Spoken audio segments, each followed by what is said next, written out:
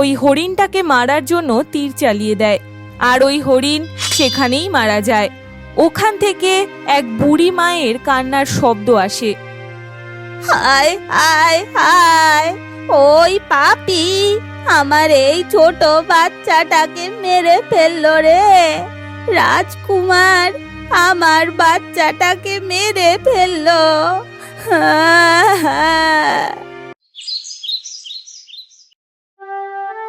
ব্রহ্মদেশের রাজকুমারী অনুষ্কা ব্রজসিংহের সাথে তলোয়ারের লড়াই খেলছিল। দেখো দাদা, এবারও কিন্তু তুমি আমার কাছে হেরে যাবে। আচ্ছা আচ্ছা, এই কথা। কিন্তু বোন, এবারে কিন্তু সেরকম কিছু হবে না। এবারে আমি প্রথম থেকে আরো বেশি অভ্যাস করেছি, তাই তুমি হেরে যাবে প্রিয় বোন। আচ্ছা, এই ব্যাপার, তাহলে একবার তলোয়ারের লড়াই হয়েই যাক। তারপর দুই ভাই বোনের তলোয়ারের লড়াই চলতে থাকে, আর এই লড়াইতে রাজকুমারী অনুষ্কা তার ভাইকে হারিয়ে দেয়। যেটা দেখে ব্রজসিংহ বলে, আমি তো কিছুতেই বুঝতে পারি না কিভাবে তুমি প্রতিবারই জিতে যাও। এই সময়ের মধ্যেই মহারাজ ওখানে চলে আসেন।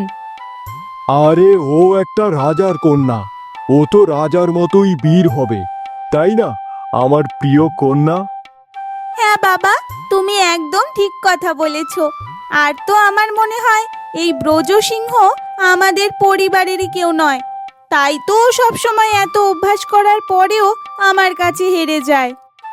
হ্যাঁ হ্যাঁ, সবাই বলে তুমি হচ্ছ এই পরিবারের খুব আদরের কন্যা। কিন্তু মনে রেখো, যাই করে নাও না কেন, এই বংশের পরবর্তী রাজা কিন্তু আমিই হব। ওইদিকে গ্রামের শেষ প্রান্তে একটা ছোট্ট ঝুপড়িতে মীনাক্ষী নামে এক মহিলা তার বুড়ি মায়ের সাথে বসবাস করত। দূর বাবা, ভালো লাগে না। প্রত্যেক দিনের এই গরিবের জীবন দুর্দশা থেকে আমার আর ভাল লাগছে না। আরে মা, শুনছো? ঘরে আটা শেষ হয়ে গেছে, এবার আমি কি করে রান্না করব বলো দেখি। আরে মা, আমি তো ভুলেই গেছি, আমারই ভুল। এক কাজ কর, তুই এই টাকাটা নিয়ে সামনের বনোয়ারি কাকার দোকান থেকে আটা নিয়ে আয়। না মা, আমি কিন্তু যাব না। ওই কাকার দোকানে এমনিতেই আগে থেকে অনেক টাকা ধার দেনা হয়ে আছে, আর তাছাড়া কাকা আমার ওপরে কিভাবে যেন একটা তাকায়। আরে মা, যখন সময় খারাপ যায় না, তখন অনেক কিছুই হয়, জান আরে মা। এরপর মায়ের জোড়াজুড়িতে মীনাক্ষী একবার বাধ্য হয়েই সেই কাকার দোকানে যায়। কাকা, একটু তাড়াতাড়ি 2 কিলো আটা দাও দেখি। আর ওইদিকে ওই কাকা মীনাক্ষীর ওপরে নিজের খারাপ নজর দিতে দিতে বলে, আরে এত তাড়াহুড়ো কিসের? পুরনো অনেক ধার দেনা ও বাকি আছে, সেগুলো সব শোনো। মীনাক্ষী খুব ভয় পেয়ে যায় আর বলে, কাকা, আমাকে বাড়িতে তাড়াতাড়ি যেতে হবে। তুমি বরং যেটা বাকি আছে সেটা মাকে বলো। আরে মীনাক্ষী, আমার কথাটা তো শোনো, শোনো বলছি। এমন সময় কাকার ঘাড়ের কাছে একটা লম্বা ধারওয়ালা তরোয়াল স্পর্শ হয়। তো কাকা, তুমি মীনাক্ষীকে কি বলছিলে যেন? একটু বলো তো, আমিও শুনি। রাজকুমারীর এই ভয়ঙ্কর রূপ দেখে বনোয়ারি ভয় পেয়ে যায় আর ভয়ে কাঁপতে কাঁপতে বলে, আরে আরে রাজকুমারী, আপনি? আমি তো একটুখানি এমনি আর কি, এই মীনাক্ষীর সাথে বসে কথা বলছি আর কি। দোকানে বসে কাজ করতে হয়, গল্প নয়। আর হ্যাঁ, আরেকটা কথা, মীনাক্ষীদের যা যা বাকি আছে তা তুমি রাজমহলে গিয়ে মন্ত্রীর কাছ থেকে নিয়ে নেবে, বুঝতে পেরেছো? তারপর দুজনে ওখান থেকে চলে যায়। কিছুটা দূরে গিয়ে মীনাক্ষী তার ছোটবেলার বন্ধুর সাথে হেসে হেসে কথা বলে। আরে বন্ধু, তুমি তো আমাকে বাঁচিয়ে নিলে। আমি তো বুঝতেই পারছিলাম না ওই সময় আমি কি করব। বনোয়ারি কাকা যেভাবে... ওই জন্যই তো বন্ধু আমি বলছিলাম তুইও আমার মতো তলোয়ার চালানো শিখে নে। কম করে হলেও নিজের রক্ষাটা নিজেই করতে পারবি। নিজের রক্ষার জন্য তো অপরের ওপর নির্ভরশীল হয়ে থাকতে হবে না। আরে এই তলোয়ার চালানো রাজ পরিবারের সদস্যদের মানায়, আমাদের মতো গরিব ঘরের সদস্যকে মানায় না। আমাদের মতো গরিবদের জীবনে যেমন তেমন করেই কাটানো লেখা আছে। আমি এইসব ফালতু কথায় বিশ্বাস করি না। আমার ধারণা নিজের ভাগ্যে নয়, নিজের যোগ্যতাতেই সবকিছু পাওয়া যায়। তুই আর তোর ওই বীরত্বের কথা। ঠিক আছে শোন, আমাকে এবার যেতে হবে। আমাকে মায়ের সাথে একবার জমিতে যেতে হবে, বুঝলি? আমি আসি। এরপর মীনাক্ষী তার বাড়ির দিকে রওনা দিতে থাকে। আর তখনই অনুষ্কা বলে ওঠে, মনে আছে তো কালকে তুই আমার সাথে শিকারে যাবি? আরে বাবা হ্যাঁ, আমার মনে আছে।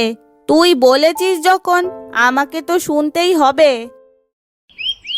পরের দিন সকালবেলা দুই বন্ধু মিলে যেমন কথা হয়েছিল সেইভাবেই শিকারে বেরিয়ে পড়ে আর জঙ্গলের দিকে যেতে থাকে। দূর, এখানে কোনো পশু পাখি আমি দেখতে পাচ্ছি না। মনে হচ্ছে আরো গভীর জঙ্গলে যেতে হবে। আরে তুই তো ছেলে হলে পারতিস, কোনো ভয় ডর কিছুই লাগে না দেখি তোর। দুই বন্ধু মিলে দাঁড়িয়ে কথা বলছিল। এমন সময় একটা সরসর করে কারোর বেয়ে চলার আওয়াজ হয়। সেটা ছিল একটা সাপ। এই সাপের আওয়াজ শুনে দুজনেই চমকে ওঠে। আরে তুই কি কোনো আওয়াজ শুনতে পেলি? মনে হচ্ছে খুব বড় একটা সাপ আমাদের আশেপাশে আছে। আরে হ্যাঁ, আমিও তো আওয়াজটা শুনতে পেলাম। চল চল গিয়ে দেখি। আরে না বাবা না, আমি তো যেতে পারবো না।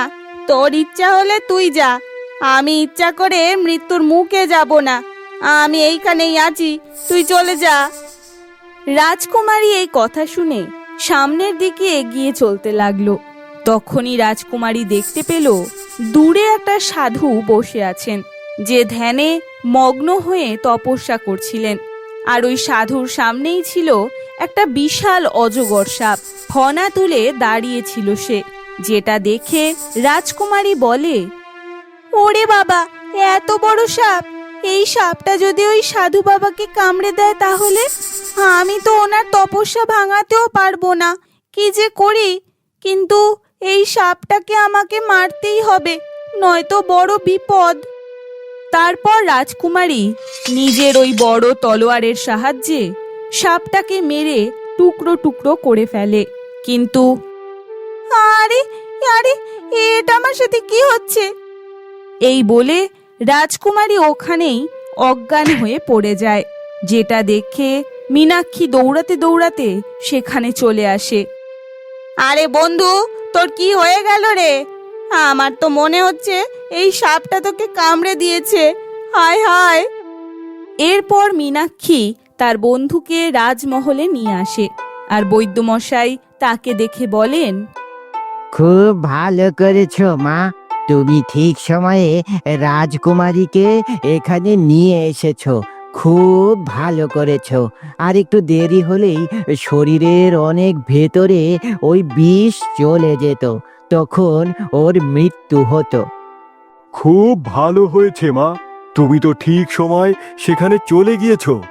এর জন্য তোমাকে অনেক অনেক ধন্যবাদ। তোমার জন্যই আমার মেয়ে আজকে বেঁচে আছে। আর ওই সাপ মেরে আমাদের মেয়েকে তুমি এখানে নিয়ে এসেছো। মহারাজের মুখ থেকে প্রশংসার কথা শুনে মীনাক্ষী একেবারে খুশি হয়। আর সে আসলে না চাইলেও মুখ ফুটে বলতে পারে না যে সাপটাকে ও নয়, রাজকুমারী মেরেছে। তখনই সেখানে রাজকুমার ব্রজসিংহ চলে আসেন। বাবা, এটা আমি কি শুনছি? আমাদের প্রিয় বোন একটা সামান্য সাপের হাত থেকে রক্ষা পেল না, বিপদে পড়ে গেল, আর ওই বিপদের হাত থেকে অন্য একজন ওকে বাঁচালো। তুমি ঠিকই কথা শুনেছ। এই হচ্ছে সেই বীরকন্যা যে তোমার বোনকে মৃত্যুর মুখ থেকে বাঁচিয়ে ফিরিয়ে এনেছে। ব্রজসিংহ মীনাক্ষীর দিকে তাকিয়ে বলেন, এতদিন আমার বোন আমাকে হারিয়েছে, এই প্রথমবার এমন কাউকে দেখতে পেলাম যে রাজকুমারীর প্রাণ বাঁচিয়েছে। রাজামশাই খুশি হয়ে মীনাক্ষীকে অনেক অনেক ধন সম্পত্তি দেন।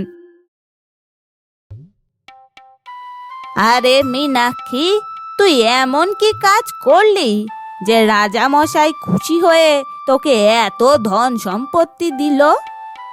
আরে মা, তুমি ভাবো না, এই সব আমাদের ভাগ্যে ছিল, তাই আমরা পেয়েছি। রাজামশাইয়ের দেওয়া ধন সম্পত্তির জন্য কয়েকদিন মীনাক্ষীর আর্থিক পরিস্থিতি ঠিক হয়, কিন্তু কয়েকদিনের মধ্যে আবারও সেই পুরনো অবস্থায় তারা ফিরে আসে। একদিন মীনাক্ষী তার জমির দিকে যাচ্ছিল, এমন সময় বাহাদুর মহিলাদের ধান ক্ষেতের দিকে নয়, একমাত্র রাজমহলেই শোভা পায়। আরে রাজকুমার, আপনি এখানে আমার কাছে? আমার দ্বারা কি কোনো বড় ভুল হয়েছে? আরে না না, তেমন কোনো কথা নয়। আসলে যেদিন থেকে আমি তোমার বীরত্বের কথা শুনেছি, সেদিন থেকেই আমার মন বিচলিত। তারপর আমি তোমাকে খুঁজতে খুঁজতে এখানে চলে এসেছি। আমি কিছু বুঝতে পারলাম না রাজকুমার, আপনি কি বলতে চাইছেন একটু ভালো করে যদি বলেন। তাহলে ভালোভাবেই বলি, আমি তোমাকে বিয়ে করতে চাই। রাজকুমারের মুখ থেকে এই কথা শুনে মীনাক্ষী অবাক হয়ে যায়, কিন্তু এটাও সে মনে মনে ভাবে যে বীরত্বের কথা শুনে রাজকুমার তাকে বিয়ে করতে চাইছে, সেই বীরত্ব সে আদৌ করেনি। তাই সে ভয়ে ভয়ে ভাবে রাজকুমারকে সব সত্যি কথা সে বলে দেবে। না না, আসলে আপনার কোথাও ভুল হচ্ছে। আমি একটা কথা বলতে চাইছি। আসলে হয়েছিল কি সেই দিন, আরে ঠিক আছে ঠিক আছে, থামো থামো, আর কিচ্ছু বলতে হবে না। আমি আজকেই মহামন্ত্রীর সাথে কথা বলে বিবাহের সম্বন্ধ তোমার ঘরে পৌঁছে দেব। এ কথা বলেই মীনাক্ষীর কোনো কথা না শুনে রাজকুমার সেখান থেকে চলে যায়। আর এদিকে রাজপুত্রের মনের কথা জানতে পেরে রাজামশাই রাজপুত্র আর মীনাক্ষীর বিয়ে দিয়ে দেয়। এসব ব্যাপারের মধ্যেও রাজকুমারী অনুষ্কা একদম খুশি ছিল না। বলো মীনাক্ষী, একটা মিথ্যে কথা তোমাকে কোথা থেকে কোথায় পৌঁছে দিল, তাই না? আরে বন্ধু, তুমি আমাকে ভুল ভাবছো। আমি সবাইকে সত্যি কথা বলে দেব বলে ভেবেও ছিলাম। আগেই বলে দেব এমনটাই ভেবেছিলাম, কিন্তু উপযুক্ত সময় পেলাম না। আচ্ছা, সত্যি কথা বলার জন্য উপযুক্ত সময় তোমার দরকার। আমিও দেখছি তুমি কিভাবে এই মিথ্যে কথার আশ্রয় নিয়ে থাকতে পারো। তোমার ওই একটা মিথ্যে কথা বলার জন্য আমাকে সবাই ভীতু, অযোগ্য বলে মনে করছে, আমায় অপমান করছে, তিরস্কার করছে। আরে না না বন্ধু, তুমি যেটা ভাবছো সেটা ভুল। আমি তো এটা কখনোই চাইনি। আসলে এই বিয়েটা হয়তো আমার ভাগ্যেই লেখা ছিল। মীনাক্ষীর এত কিছু বলার পরেও রাজকুমারী অনুষ্কা মীনাক্ষীর সম্পর্কে ভুল ধারণা পোষণ করে রাখে।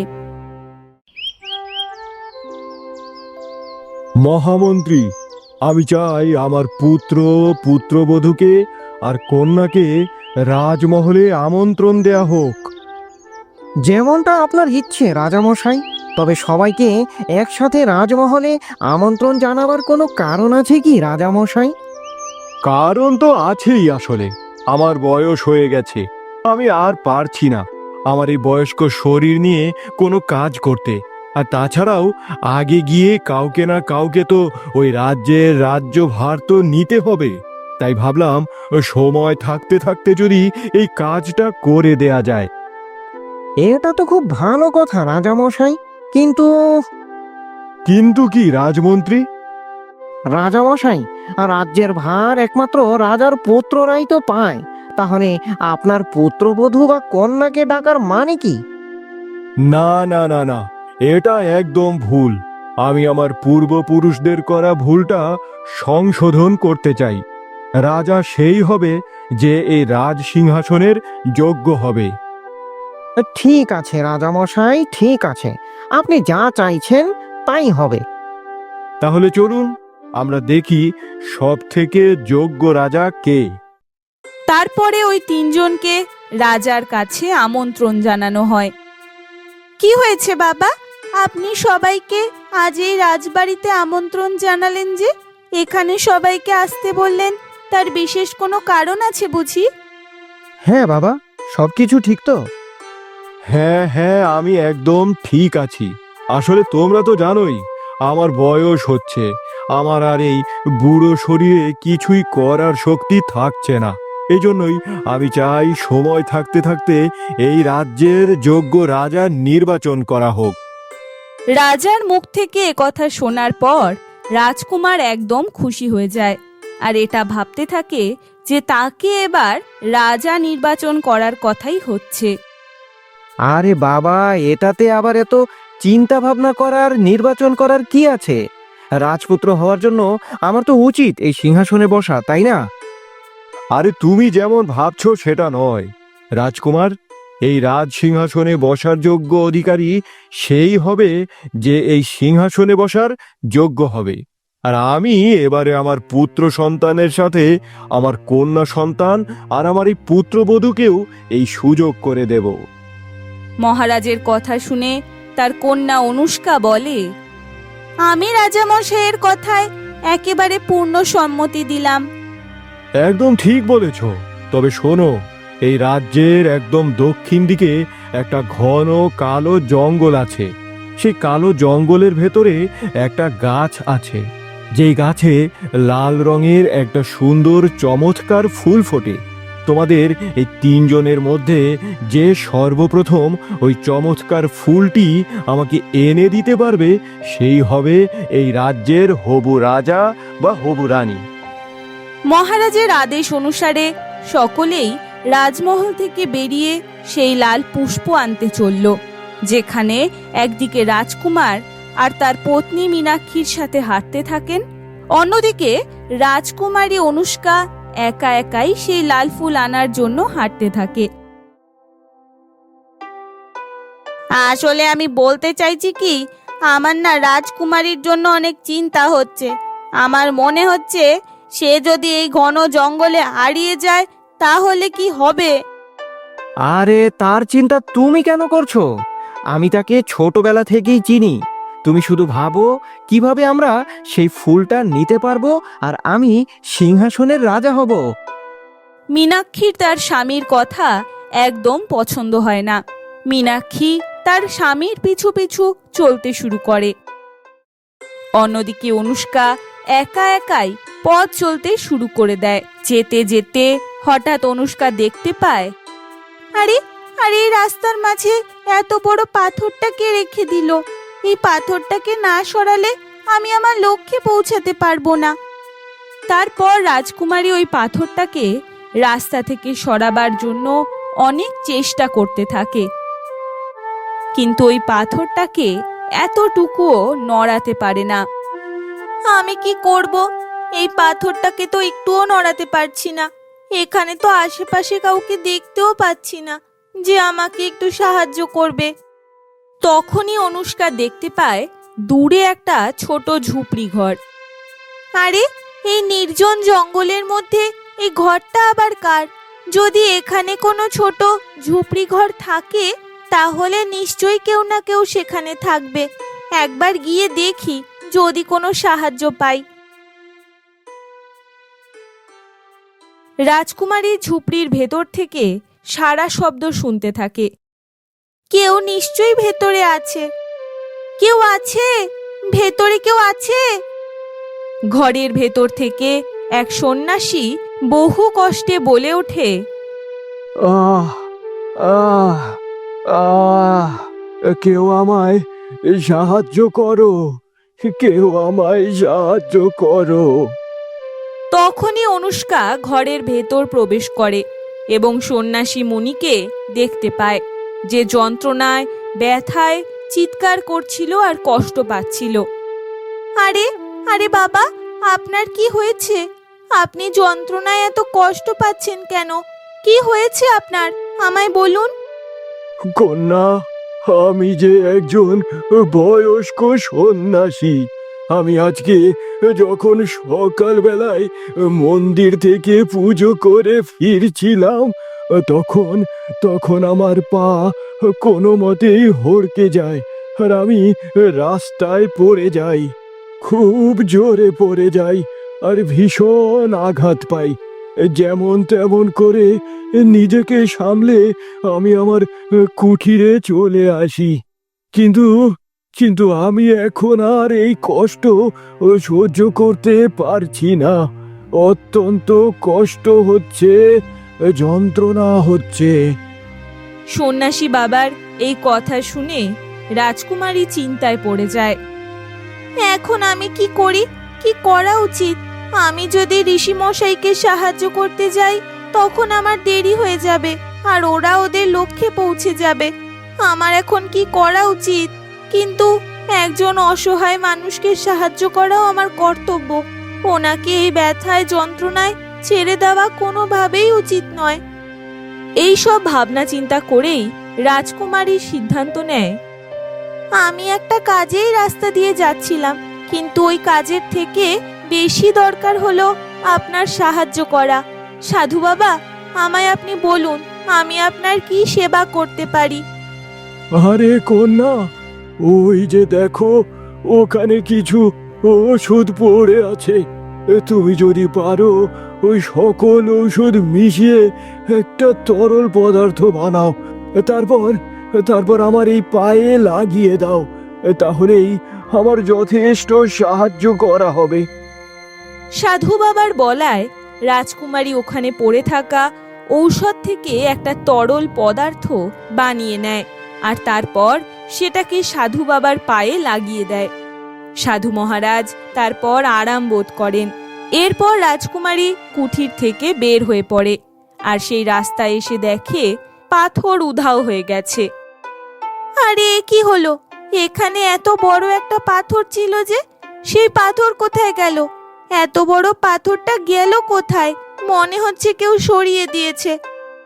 তারপর রাজকুমারী সামনের দিকে আরো এগিয়ে যায়।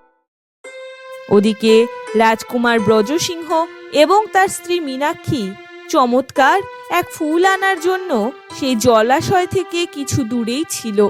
কিন্তু রাস্তার মাঝে একটা বড় জলাশয় দেখা যায়, যেটা বড় বড় কুমিরে ভর্তি ছিল। আরে আরে, এই জলাশয়টা যে বড় বড় কুমিরে ভর্তি, এই জলাশয় পেরিয়ে যাব কিভাবে? কিন্তু আমাদেরকে কোনো না কোনো উপায় তো করতেই হবে, নয়তো আমার বোন জিতে ওই রাজ্যের রানী হয়ে যাবে। আর তুমি তো জানো এটা আমি কখনোই করতে দিতে পারবো না। তা তো ঠিক আছে, কিন্তু এই কুমিরে ভর্তি জলাশয়টাকে পার করে যাওয়া অসম্ভব। কি করবে তুমি? কে বললো যে এই নদীটা পার করা অসম্ভব? যদি আমার দিক থেকে দেখো, তাহলে এই নদীটা পার করা খুবই সহজ, শুধু একটু বুদ্ধির দরকার। আমি কিছুই বুঝতে পারলাম না। আরে আমার বোকা মীনাক্ষী, আসলে আমি চাইছিলাম আমার আর তোমার মধ্যেই যেন প্রতিযোগিতা হয়, কিন্তু সেটা তো আর সম্ভব হচ্ছে না, কারণ তুমি আমার এখন একটা কাজেই আসবে। তোমাকে আমি এই বড় বড় কুমিরে ভর্তি নদীতে ফেলে দেব, যাতে তোমাকে সমস্ত কুমিরেরা খেতে ব্যস্ত হয়ে পড়ে, আর সেই সুযোগেই আমি নদীটা পার করে চলে যাব। এ তুমি কি বলছো? এটা কি করে সম্ভব? আমি তোমার স্ত্রী হই, আর তুমি তো আমার বীরত্বের কথা জেনে শুনেই আমাকে বিয়ে করেছিলে। মীনাক্ষীর কথা শুনে ব্রজসিংহ হাসতে থাকে। তুমি বীর ছিলে, আমাকে হাসালে। আমি তোমার ব্যাপারে সব কিছু জানতাম আগে থেকেই। আসলে আমি আমার বোনকে নিচু দেখানোর জন্যই তোমাকে বিয়ে করেছিলাম, কারণ আমি রাজা হতে চাই। আর যখন আমি সেই লাল ফুল পেয়ে সেটা নিয়ে রাজা হতে পারি, তাহলে তোমাকে আর দরকার নেই আমার। এই বলে রাজকুমার তার নিজের বউকে জলে ঠেলে ফেলে দেয়, আর জলে পড়ে যেতেই নদীর সমস্ত বড় বড় কুমিরেরা তার দিকে এগিয়ে আসতে থাকে। আর এই সুযোগে ব্রজসিংহ খুব সহজেই জলাশয়টি পার করে ফেলে আর সেই চমৎকারী লাল ফুলের কাছে চলে আসে। আরে চলো, যেমন তেমন করে হোক আমি এখানে চলে তো এলাম। এবার এই ফুলটা তাড়াতাড়ি নিয়ে আমাকে আমার বাবার কাছে যেতে হবে, আর বাবাকে দিতে হবে, আর বলতে হবে রাজা হওয়ার আসল অধিকারী আমি নাকি আমার বোন আনুষ্কা? তারপর রাজকুমার খুবই সহজে সেই লাল ফুল ভেঙে তুলে নেয় আর রাজবাড়ির দিকে চলতে শুরু করে। মহারাজ, এতটা সময় পেরিয়ে গেল, কিন্তু এখনো তো তিনজনের মধ্যে কেউই রাজমহলে এসে পৌঁছাতে পারলো না। আমার মনে হচ্ছে তিনজনেই ওই ফুলটি আনতে ব্যর্থ হয়েছে। আসলে ওই ঘন বড় জঙ্গল থেকে ওই চমৎকার ফুল আনা সকলের দ্বারা সম্ভব নয়। না মন্ত্রীমশাই, আমি আমার দুষ্টু ছেলে মেয়েকে খুব ভালো করেই জানি। আমার পূর্ণ বিশ্বাস ওই তিনজনের মধ্যে থেকে একজন ঠিকই ওই পুষ্প আনতে পারবে। আমাকে ক্ষমা করবেন রাজামশাই, কিন্তু ওই ফুলের মধ্যে এমন কি আছে যে সেই ফুল আনতে আপনার পুত্রবধূ, আপনার কন্যা আর আপনার পুত্রকেও পাঠিয়ে দিলেন? মহামন্ত্রীর কথা শুনে মহারাজ জোরে জোরে হাসতে শুরু করে। সব কথা কি এক্ষুনি জেনে যাবে? আগে আগে তো ওদেরকে এখানে আসতে দাও। রাজা আর মন্ত্রী একসাথে যখন কথা বলছিল, ঠিক সেই সময় রাজকুমার ব্রজসিংহ সেখানে চলে আসেন। বাবা, আপনাকে আর অপেক্ষা করতে হবে না, কারণ এই রাজ্যে সব থেকে যোগ্য রাজা আমিই চলে এসেছি। আরে মা, খুব ভালো, খুব ভালো, খুব ভালো। দেখুন মহারাজ, দেখুন, আপনার পুত্র মনে হয় সেটা নিয়ে চলে এসেছে। দাঁড়ান বাবা, সিংহাসনে বসার যোগ্য ব্যক্তি নির্বাচন করার জন্য এত তাড়াহুড়ো করবেন না, কারণ তাতে আপনার ভুল হতে পারে। তার আগে কিছু কথা আপনাকে জানতেই হবে। রাজকুমারীজি, এটা আপনি কি বলছেন?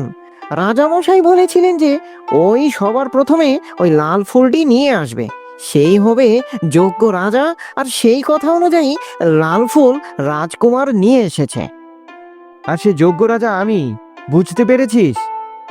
এই কথা বলে যখন রাজকুমার তার ঝোলার মধ্যে হাত ঢুকিয়েছে, আরে আরে, কি হলো? সেই ফুল, সেই ফুল কোথায় গেল? এখানেই তো ছিল, কোথায় গেল? সেই সময়ের মধ্যেই অনুষ্কা মহারাজকে সেই লাল ফুল দিতে থাকে আর বলে, আচ্ছা বাবা, এটা সেই ফুল নয় তো?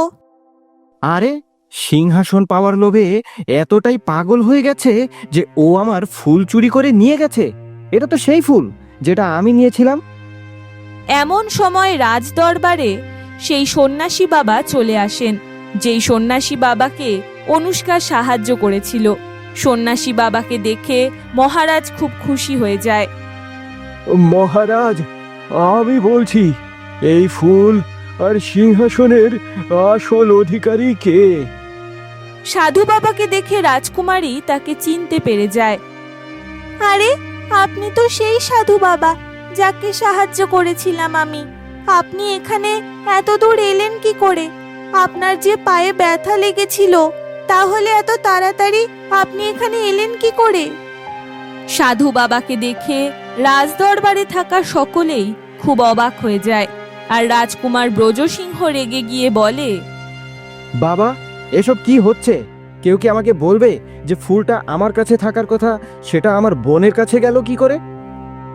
রাজকুমার, আমি আপনাকে বলছি, আসলে ওই ফুল কেন, কিভাবে আপনার বোনের কাছে গেল? আর সেই সাধু বাবা সবাইকে সত্যি কথাটা বলে। আমি আর মহারাজ ছোটবেলার বন্ধু। সাধু হওয়ার আগে আমি একটা রাজকুমার ছিলাম, কিন্তু আরে আমি তো ঠিক করে নিয়েছি ভালো করে তলোয়ার চালানো শিখব। তারপর আমি বাবার সিংহাসনের দায়িত্ব নেব, বাবার সাথে রাজ্য পরিচালনা করব। আরে, আমার তো আর এইসব জিনিসে মন লাগে না। আমি রাজ্য থেকে অনেক দূরে গিয়ে একা একা থেকে ঈশ্বরের প্রতি ভক্তি করতে চাই, আর আমার বাকি জীবন ওখানেই কাটাতে চাই। সেই সময় রাজামশাইয়ের পাশ দিয়ে একটা খুব সুন্দর হরিণ যায়। আরে বন্ধু, দেখলে ওই হরিণটাকে? দেখলে কি সুন্দর হরিণটা? ওই হরিণটাকে আমি এক্ষুনি শিকার করতে চাই। শুধুমাত্র নিজের মনোরঞ্জন আর আনন্দ পাওয়ার জন্য কোনো অবলা প্রাণীকে হত্যা করা ঠিক নয়। কিন্তু রাজকুমার শশী নিজের বন্ধুর কথা না ভেবে ওই হরিণটাকে মারার জন্য তীর চালিয়ে দেয়, আর ওই হরিণ সেখানেই মারা যায়। ওখান থেকে এক বুড়ি মায়ের কান্নার শব্দ আসে। হায় হায় হায়, ওই পাপী আমার এই ছোট বাচ্চাটাকে মেরে ফেললো রে। রাজকুমার আমার বাচ্চাটাকে মেরে ফেললো। দুজন বন্ধু দৌড়াতে দৌড়াতে ওই বয়স্ক মহিলার কাছে যায়। কি হলো বুড়িমা, আপনি ওই হরিণটার জন্য কান্নাকাটি করছেন কেন? আরে মূর্খ ব্যক্তি, ওই হরিণটা শুধুমাত্র হরিণ ছিল না, আমার পুত্র সম ছিল। আমার এই পৃথিবীতে কেউ নেই, তাই জন্যই এই হরিণটাকে নিজের সন্তান তুল্যভাবে মানুষ করেছিলাম, কিন্তু তুমি ওকে মেরে দিয়েছো। সাধু বাবা বুঝতে পেরে গেছিল তার বন্ধুর হাত থেকে কত বড় ভুল হয়েছে, আর সেই জন্য সাধু বাবা তার বন্ধুর পাপের ভাগটা পুরোটাই নিজের ওপরে নিয়ে নেয়, আর ওই বুড়িমা সন্ন্যাসীটাকেই অভিশাপ দেয়। আমার প্রাণ ওই লাল ফুলের মধ্যেই বন্দি থাকবে, আর ততদিন আমি যন্ত্রণা পেয়ে কষ্ট পেয়ে ঘরের একটি কোণে পড়ে থাকব। যখন কোনো ভালো মনের মানুষ তার ইচ্ছায় আমার আঘাতপ্রাপ্ত পায়ে মলম লাগিয়ে দেবে, তখনই আমি আমার এই কষ্ট থেকে মুক্তি পাবো। আর ওই চমৎকার লাল ফুল ওই মানুষের কাছে স্বয়ং চলে আসবে।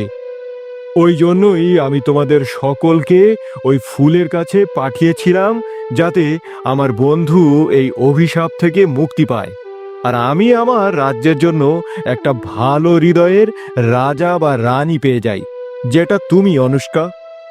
আপনি ঠিক বলেছেন বাবা, এই রাজ সিংহাসনের আসল অধিকার আপনার মেয়ে অনুষ্কার। রাজকুমার এখন নিজের কর্মের প্রতি প্রচণ্ড অনুশোচনা বোধ করে, এবং রাজকুমার তার নিজের করা প্রত্যেকটা ভুল স্বীকার করে। মীনাক্ষীর সাথে করা অন্যায়ের কথাও বলে।